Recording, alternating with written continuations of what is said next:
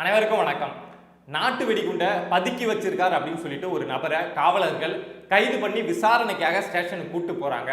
அங்க கூப்பிட்டு போயிட்டு இன்னும் ஒரு 4-5 வழக்க சொல்லி இந்த வழக்கு குற்றங்களையும் நீ தான் செஞ்ச அப்படின்னு ஒத்துக்குன்னு சொல்லி அந்த நபரை தாக்க ஆரம்பிக்கிறாங்க.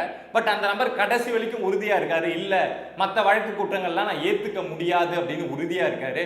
பட் போலீஸோட டார்ச்சர் தான் நமக்கு தெரியுமே. ஸ்டேஷன்ல இருக்க எல்லா காவலர்களும் சேர்ந்து அந்த நபரை டார்ச்சர் பண்றாங்க. அந்த நபர் அங்க காவல் நிலையத்திலே இறந்து போறாரு. ஸோ இந்த வழக்குல இப்போ ஒரு டிஎஸ்பி, ஒரு இன்ஸ்பெக்டர், 2 சப் இன்ஸ்பெக்டர் அப்படின்னு 9 பேருக்கு நீதிமன்றம் ஆயுள் தண்டனை கொடுத்திருக்காங்க. இப்போ இந்த 9 பேரும் பாளையங்கோட்டை ஜெயிலில் அடைக்கப்பட்டிருக்காங்க. கேட்கறதுக்கே ஒரு உணர்ச்சி வசமா இருக்குல்ல.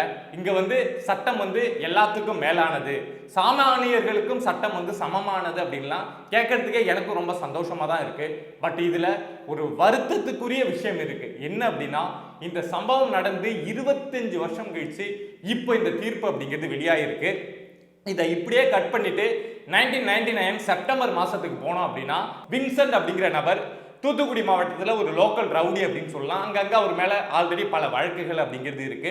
அவரு ஊர் திருவிழாவில் மனைவியோட இருக்கிறப்போ காவலர்கள் அவரை கைது பண்ணி கூப்பிட்டு போறாங்க. விசாரணைக்காக நாங்கள் கூப்பிட்டு போறோம், இவர் நாட்டு வெடிகுண்டு பதுக்கி வச்சிருக்காரு அப்படின்னு சொல்லிட்டு அந்த ஊர் மக்கள் முன்னாடியே அவர் விசாரணைக்காக தூத்துக்குடி மாவட்டம் தாளமுத்து நகர் போலீஸ் ஸ்டேஷனுக்கு நாங்கள் கூப்பிட்டு போகிறோம் அப்படின்னு சொல்லிட்டு கூப்பிட்டு போகிறாங்க.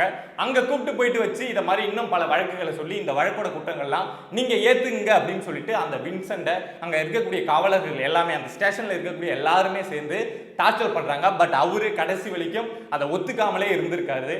ஸோ இந்த சூழலில் போலீஸ் பண்ண அந்த டார்ச்சரில் 1999 செப்டம்பர் 17ஆம் தேதி காவல் நிலையத்துக்குள்ளேயே இந்த வின்சென்ட் அப்படிங்கிற நபர் விசாரணை கைதியா ஸ்டேஷனுக்கு வந்த இந்த நபர் அங்கே இறந்து போறாரு.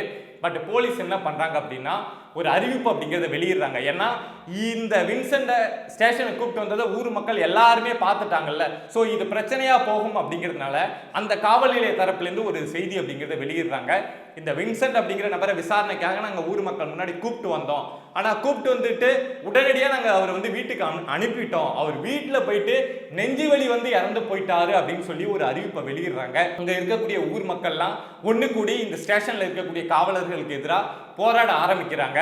அந்த வின்சென்ட் அப்படின்னு நபர் சொன்னல, அவருடைய மனைவி பேர் கிருஷ்ணாம்பாள். இந்த பேர் இந்த கதை முடிகிறப்போ உங்க மனசுல பதிஞ்சிரும். ஸோ அந்த கிருஷ்ணாம்பாளுக்கு அந்த வின்சென்ட் அவங்களுக்கு அப்போ இருந்தது 5 குழந்தைகள், எல்லாமே சின்ன சின்ன குழந்தைகள் இருக்கு.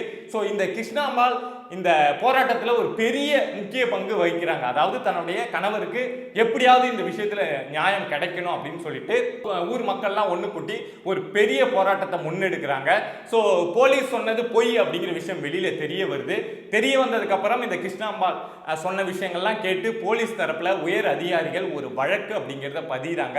ஸோ 11 அந்த ஸ்டேஷன்ல இருந்த 11 காவலர்கள் மேல வழக்கு அப்படிங்கிறத பதிகிறாங்க. இது லாக்அப் டெத்தா இல்ல உண்மையால இங்க என்ன நடந்தது அப்படின்னு விசாரிக்கிறதுக்காக ஒரு டீம் அப்படிங்கிறது ஃபார்ம் பண்ணப்பட்டு விசாரணை அப்படிங்கிறது நடக்குது. ஸோ ப்ரெஷர் அப்படிங்கிறது அந்த ஸ்டேஷன்ல இருந்தக்கூடிய காவலர்கள் எல்லாரும் அவங்க ஏன்னா இந்த அளவுக்கு இந்த விஷயம் போகும் அப்படின்னு நினைக்கல. சரி நடந்துருச்சு, ஏதாவது போய் சொல்லி ஏமாத்திடலாம் அப்படின்னு நினைச்சிருக்காங்க. பட் இந்த வின்சென்ட்டோட மனைவி கிருஷ்ணாம்பாள் ரொம்ப உறுதியா இருந்திருக்காங்க, இந்த விஷயத்துல எனக்கு நீதி கிடைக்கணும் அப்படின்னு சொல்லிட்டு.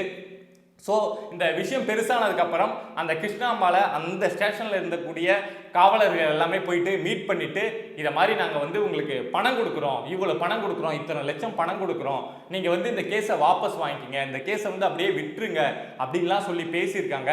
இந்த வின்சென்ட்டோட மனைவி நினைச்சிருந்தாங்க அப்படின்னா 5 குழந்தைகள் எல்லாமே சின்ன சின்ன குழந்தைகள் அப்படிங்கிறதுனால சரி ஏதாவது பணத்தை வாங்கிக்கிட்டு நம்மளுடைய குழந்தைங்களை வளர்க்குறத நம்ம பார்க்கலாம் அப்படின்னு நினைச்சிருக்கலாம். பட் அவங்க என்ன நினைச்சிருக்காங்க, என்ன சொல்லியிருக்காங்க அப்படின்னா, என்னுடைய குழந்தைகளை நான் எப்படியோ கஷ்டப்பட்டு வளர்த்துருவேன், ஆனால் எனக்கு என்னுடைய கணவரை கூப்பிட்டு போய் அநியாயமாக அடித்து கொண்டு இருக்கீங்க. ஸோ இந்த வழக்கில் நீதி கிடைக்கணும் அப்படின்னு சொல்லிட்டு ஒரு சின்ன காம்ப்ரமைஸ் கூட இல்லாமல் இந்த வழக்கை நான் கடைசி வரைக்கும் நடத்துவோம் அப்படின்னு சொல்லிட்டு 25 வருஷமா ஒரு வழக்கை ஒரு பெண்மணியா நின்று நடத்தியிருக்காங்க. யோசிச்சு பாருங்க, காவலர்களுக்கு எதிராக ஒரு வழக்கை நடத்தணும் அப்படின்னா அதுல எத்தனை மிரட்டல்கள் வரும், எத்தனை வாய்தாக்கள் வாங்குவாங்க, எவ்வளவு அலைச்சல் இருக்கும், எவ்வளவு சாட்சிகள் பிறல் சாட்சியா மாறுவாங்க. அன்னைக்கு அந்த பெண்மணிக்கு ஆறுதலா நின்னவங்க, துணையா நின்னவங்க அடுத்த 1 வருஷத்துல 2 வருஷத்துல காவலர்களுக்கு ஆதரவா போயிருப்பாங்க. எவ்வளவு பிரச்சனை வந்திருக்கும். அவ்வளவு பிரச்சனையும் தாண்டி அந்த பெண்மணி இந்த வழக்கை தூத்துக்குடி முதன்மை அமர்வு நீதிமன்றத்தில் தொடர்ச்சியா நடத்திட்டு நடத்திட்டு இருந்திருக்காங்க, உறுதியா இருந்திருக்காங்க. எவ்வளவோ காம்ப்ரமைஸ் வந்தோம், எனக்கு பணம் எதுவுமே வேணாம் அப்படின்னு உறுதியா இருந்திருக்காங்க. ஸோ இப்போ இந்த முதன்மை அமர்வு நீதிமன்றத்தில் நீதிபதியா இருந்த தாண்டவம் அப்படிங்கிற ஒரு நீதிபதி இந்த முக்கியத்துவம் வாய்ந்த ஒரு தீர்ப்பை கொடுத்திருக்காங்க. ஸோ இதுல தான் அந்த 11 பேர் அந்த ஸ்டேஷன்ல இருந்தவங்க மேல இந்த வழக்கு பதியப்பட்டது அப்படின்னு சொன்னல, அதுல 2 பேருக்கு இந்த லாக்அப் மரணத்துல தொடர்பு கிடையாது அப்படின்னு சொல்லிட்டு 9 பேருக்கு ஆயுள் தண்டனை அப்படிங்கறத கொடுத்திருக்காங்க. அதுல ஒரு டிஎஸ்பி ராமகிருஷ்ணன், ஒரு இன்ஸ்பெக்டர் சோமசுந்தரம், 2 எஸ்ஐ, 5 காவலர்கள் அப்படின்னு 9 பேருக்கு ஆயுள் தண்டனை கொடுக்கப்பட்டிருக்கு. இப்போ இந்த 9 பேரும் பாளையங்கோட்டை சிறையில் அடைக்கப்பட்டிருக்காங்க.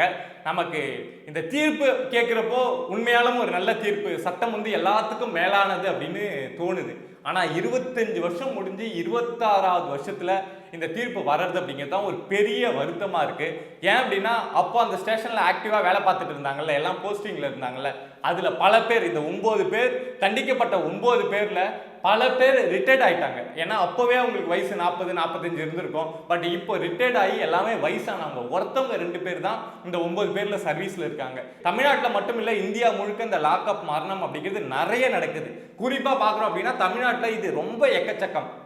ஒரு அட்வொகேட் வந்து எதிர்த்து பேசிட்டாரு, ஒரு டாக்டர் வந்து பப்ளிக் முன்னாடி என்ன இப்படி கேட்டுட்டாரு அப்படின்னு சொல்லிட்டு விசாரணைக்காக உள்ள கூப்பிட்டு போயிட்டு உள்ள வச்சு அவங்கள டார்ச்சர் பண்ணி கொலை செய்யற அளவுக்கு டார்ச்சர் பண்ற விஷயங்கள் இந்த லாக்அப் மரணங்கள் அப்படிங்கிறது தொடர்ச்சியா நடக்குது.